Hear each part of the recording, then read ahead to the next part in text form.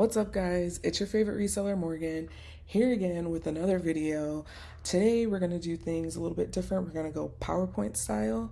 I'm going to show you how to add a product to your WFS catalog, and then I'm also going to show you how to complete a WFS shipment.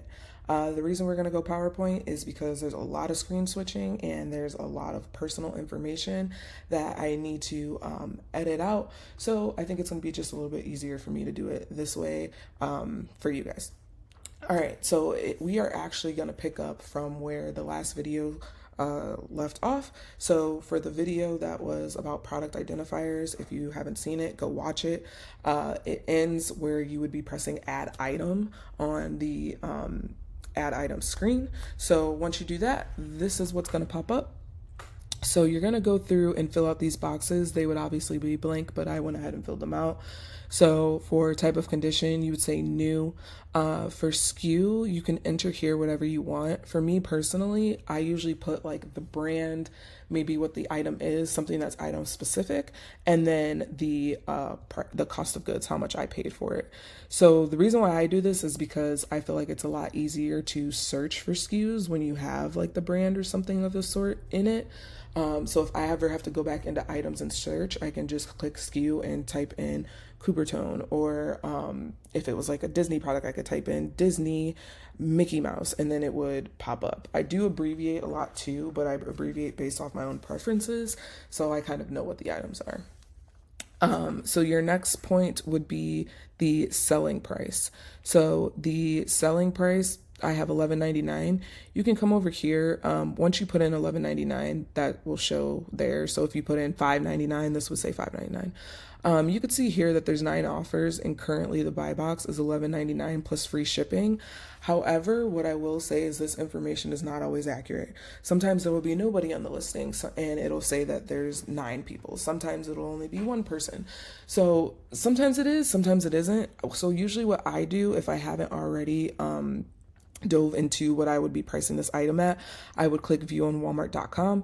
This will take you to the listing where you can then see how many sellers and how much they have their price listed at.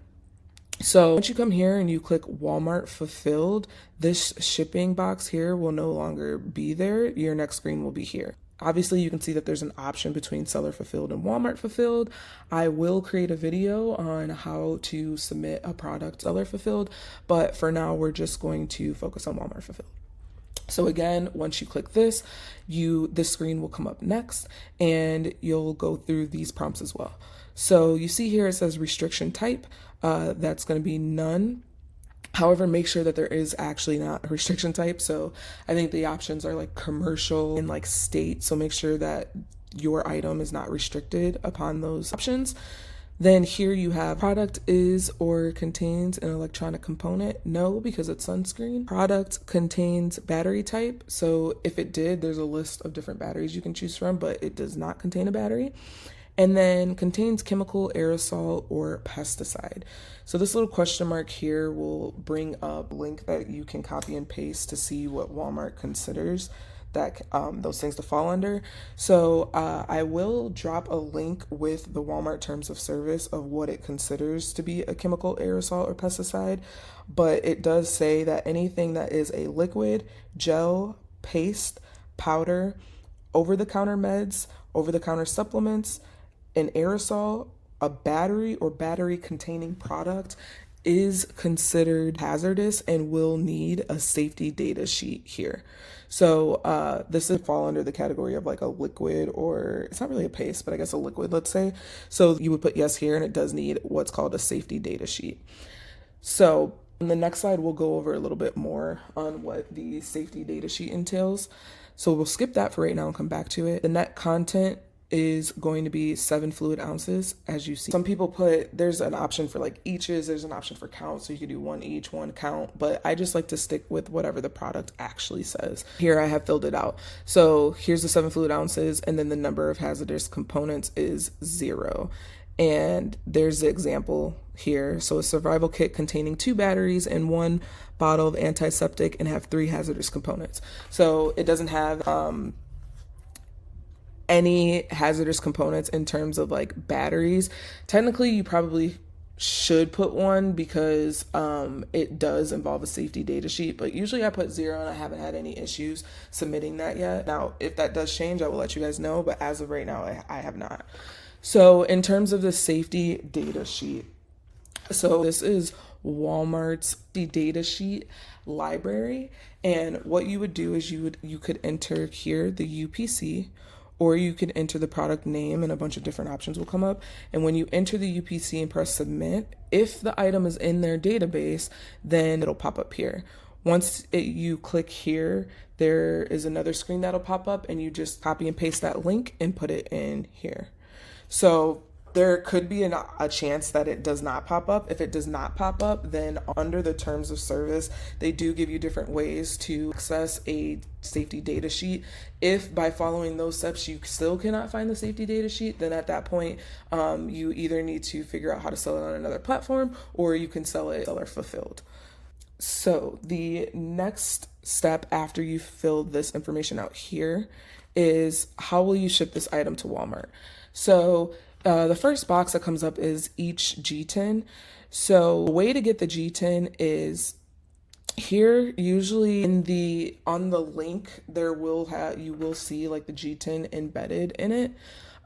If it's not there, so you can copy and paste it from there. If it's not there, because there will be items that don't have it there, if you go back to the page where we originally clicked, where we put in the UPC to add the item, you can see down here where you click more info that here's some more product identifiers, and there's the G10 right there.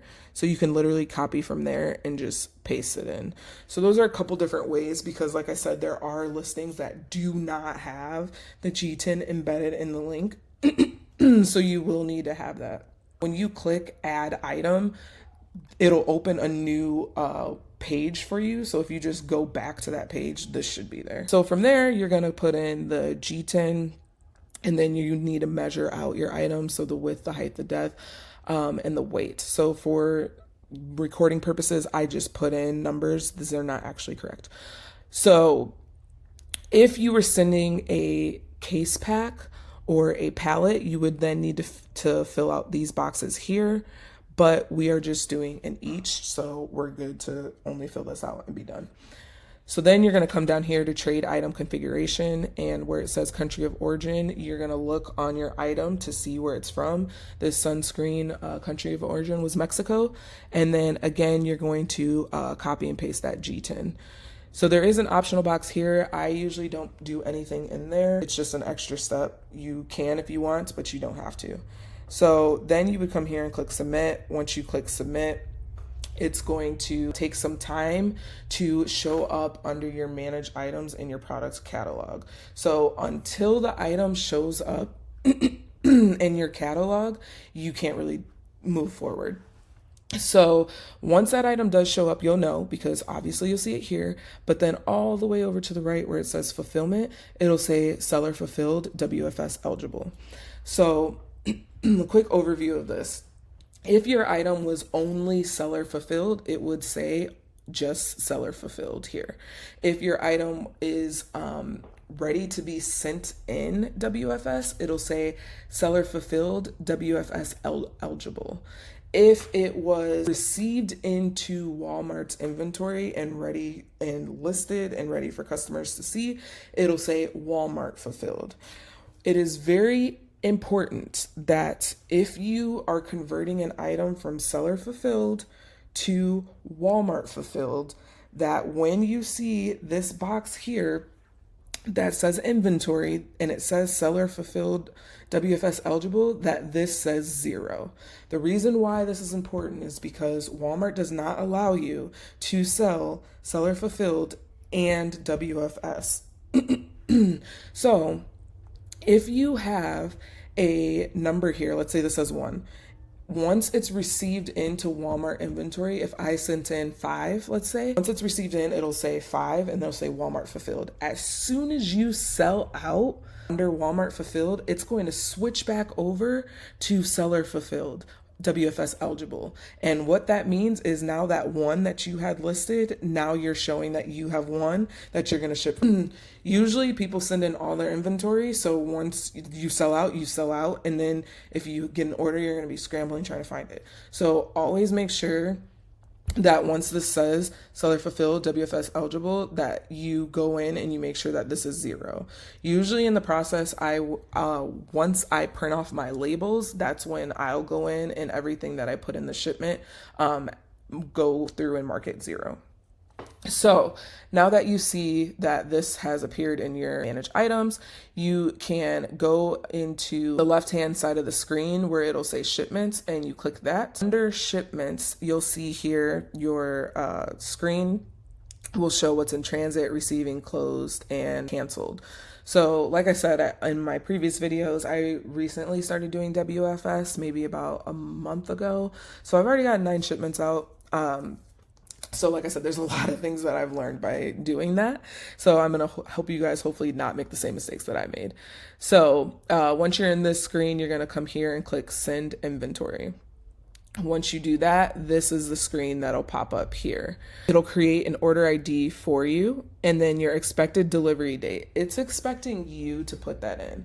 In the next screen, it'll tell you which fulfillment center it's going to send it to. So it's kind of annoying that they're expecting you to put a delivery date when you don't know where in the United States it's going.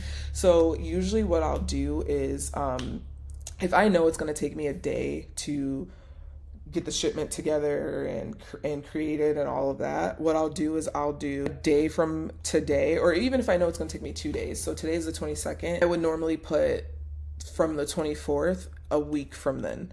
So here I just selected, it also gives you the option to put the next available delivery date, which was July 24th. So here I just selected that. I don't think it affects anything if you do that, but I'm not 100% sure, but that's just what I do. And usually my shipments get shipped out to New Jersey. And from there, it usually takes about 3 days. So that's just what I put.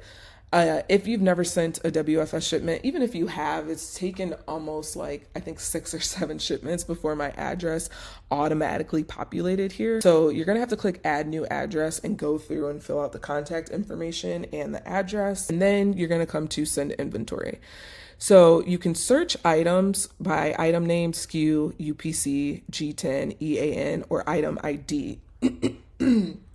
Personally, what I do is I use item name, because if I have something that, like for example, the sunscreen, I can type in copper tone and it's going to pull up everything that it has the name copper tone on the listing itself.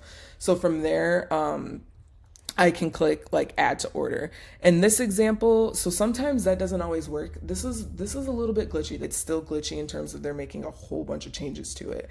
So sometimes you do need to do like the item ID or the UPC. So if you go into my browser, you'll see like I have a ton of windows open because it's constant that this doesn't actually work.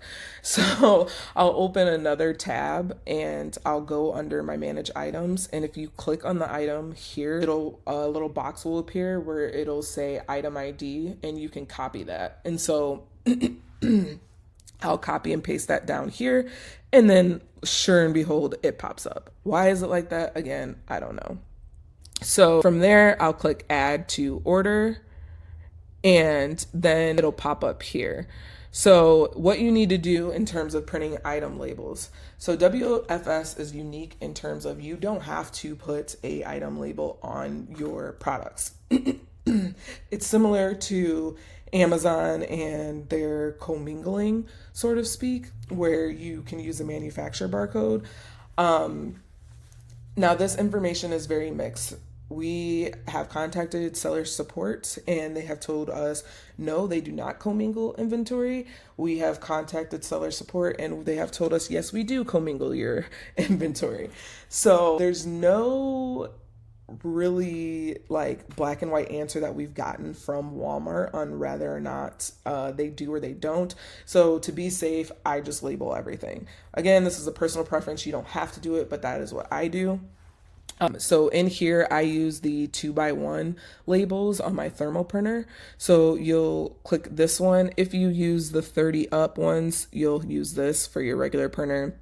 And then there's a 21 one as well. Those are the three options that they give you to choose from. I personally use 2x1 labels on the thermal printer. So you'll click this middle box here, and then you'll click the print button. Now, once you do that, this screen will appear. It is super important and evident that you do not print from this screen. It will not work. Why? I don't know, but it does not work. It'll print you labels. If you switch this to 2x1, your labels will print the wrong way. It'll take like 5 labels and print it horizontally. Again, I don't know why it does that. Even when you change your printer preferences and you save them, it still doesn't work. So it's an extra step, but unfortunately, you do have to go to print using system dialog. So I do have a MacBook. This might look different for you. I think on Windows, I think it's like printer options or something like that. But if you click that button, what will then appear is this print dialog box here. And make sure you have the right printer. So I have 2 thermal printers, so this is my correct one. You can keep default settings. You'll print however many labels you need. For this example, I just did 1 sunscreen.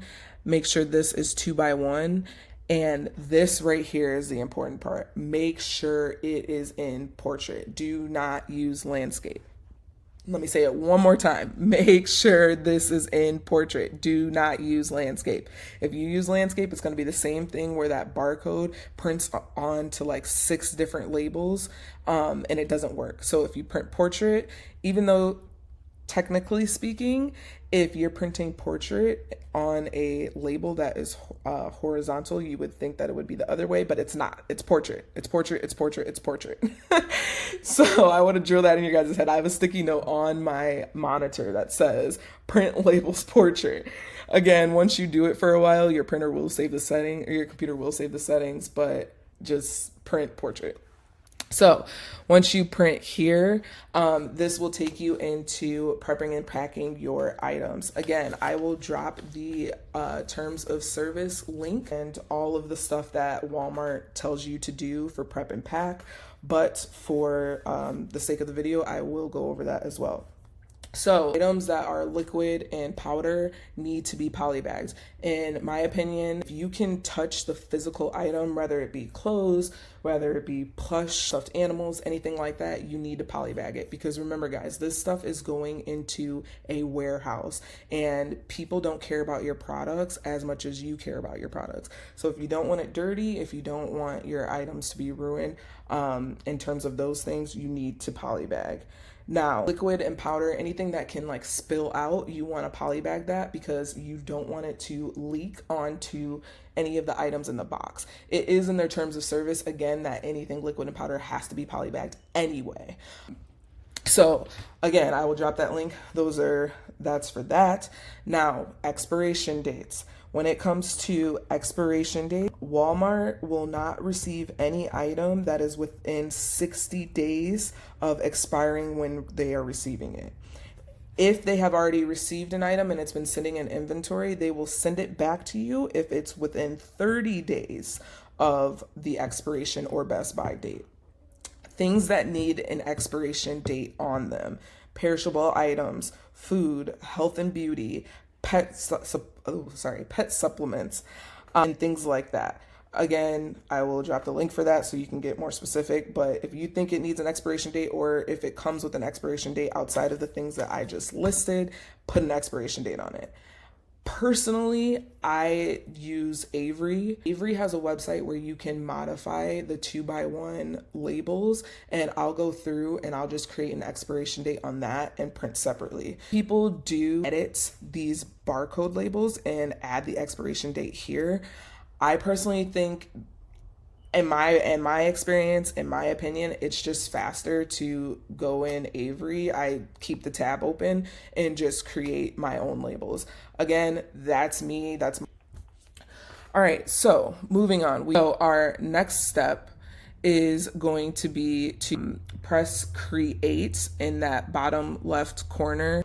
Then you are going to see this screen here. So this is, again, showing you your inbound order ID, your shipment ID. It doesn't say carrier yet because we haven't gone through those steps. So this is having me, again, ship to New Jersey.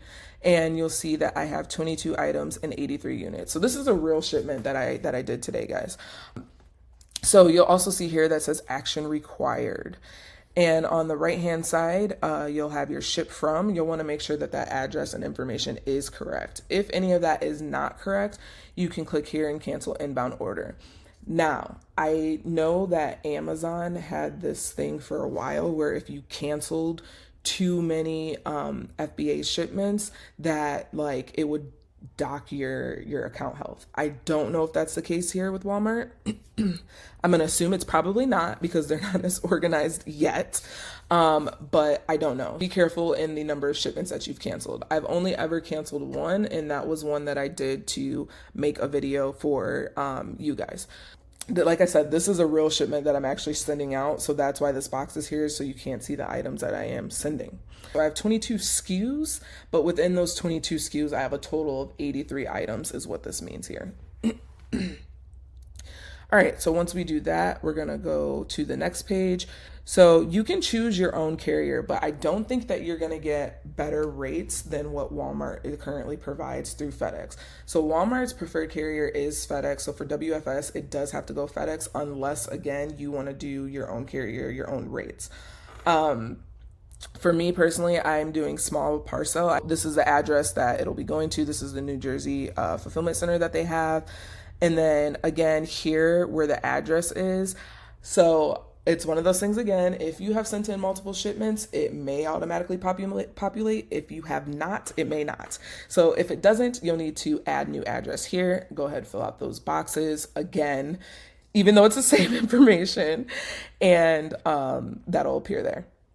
So once you do that, then you'll click a next button, and here you'll see the master case details. So you'll go through and put in your box dimensions and your weight, and then your number of master cases. So I'm only doing one box. So this will be box 1 and this will be box 2, and then your mixed SKU. Again, here it says for FedEx small parcel, you can ship packages up to 150 pounds. And then here is the dimensions here. What I will say, I'll drop the terms of service, shipment weights and sizes that Walmart has provided. On their listing, it does say do not send in boxes that are heavier than 50 pounds. So I don't know if they are updating their site and they just haven't updated that part yet, or if they're just saying that this is for FedEx. It's a little bit confusing, so I would stick to under 50 pounds, just like how we do for Amazon, and leave it at that. If you had a single SKU shipping in the entire box, you could do single SKU, but both of mine are mixed SKUs.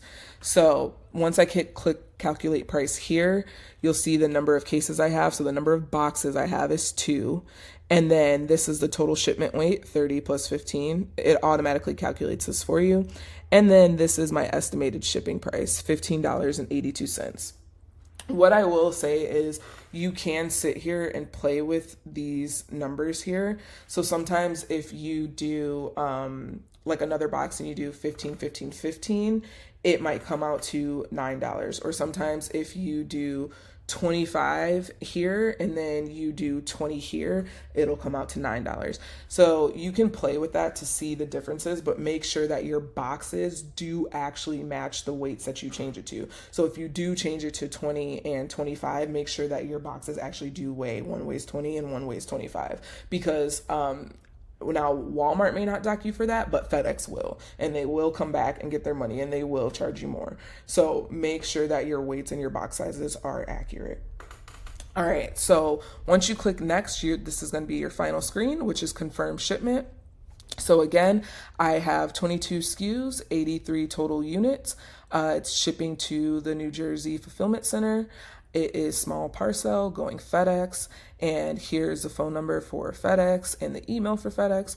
The ship from, the contact name, for whatever reason, the contact name never puts my full name. Like, it only puts my last name. I don't know why, but it does. And then my ship from address and my phone number.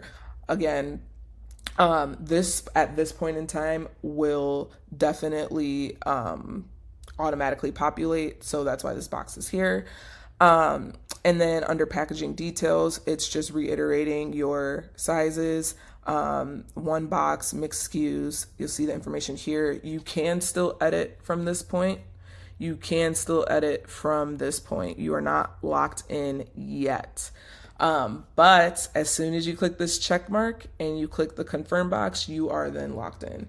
There is a terms of service down here that you can also read and agree to, but you do have to accept the price estimate. So you're going to click here and you're going to click confirm. Once you click confirm, a new page will pop up and it'll ask you to what shipping date you're going to actually ship your product, and then it'll print like a Walmart label, very similar to Amazon, how Amazon has the shipping label and then the FBA label. So for Walmart, you're going to have the shipping label and then the WFS label. And once you do that, you could print that and then you put those on your boxes, and that's it. That's your first WFS shipment. So there are a couple things that we'll go over in our next video in terms of errors that you might receive. But until then, thank you guys. Hope you enjoyed the video. Please like, comment, and subscribe.